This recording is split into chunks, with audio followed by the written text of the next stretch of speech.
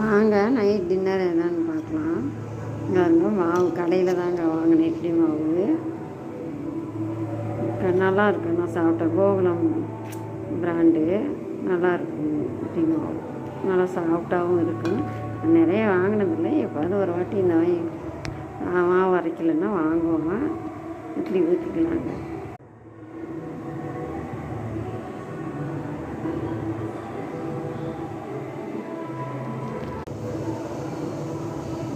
இட்லி ஊற்றிக்கிட்டாச்சுங்க.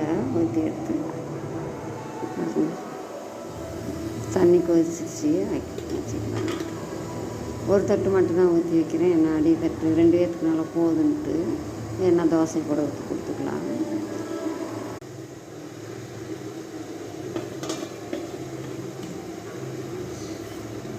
ஊற்றி வச்சாச்சுங்க. அங்கே மதியம் வச்ச மட்டன் குழம்பு இருக்குது. அது சூடு பண்ணிகிட்ருக்கேன். சட்னி செய்யல. குழம்பு இருக்கனால இட்லிக்கு நல்லாயிருக்கும். அதனால் குழம்பு சூடு பண்ணிகிட்ருக்கேங்க.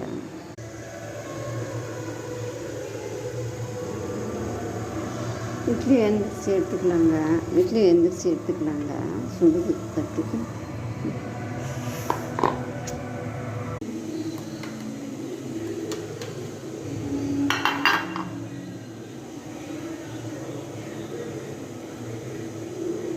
மாவு கடையில் வாங்கினதுனால கொஞ்சம் ஒட்டுது.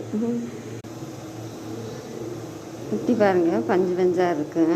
கோகுலம் பிராண்டுங்க, திண்டுக்கல்லில். நல்லா சாஃப்டாக இருக்குது. குழம்பு ஊற்றிக்கலாங்க. குழம்பு ஊற்றி சுட இட்லியோட வச்சு சாப்பிட்டுக்கலாம். மட்டன் குழம்பு இன்றைக்கி நைட் டின்னருக்கு வருங்க. சுட இட்லியும் மட்டன் குழம்புங்க. பிடிச்சிருந்தா ஒரு லைக் பண்ணுங்கள், ஷேர் பண்ணுங்கள், சப்ஸ்கிரைப் பண்ணுங்கள்.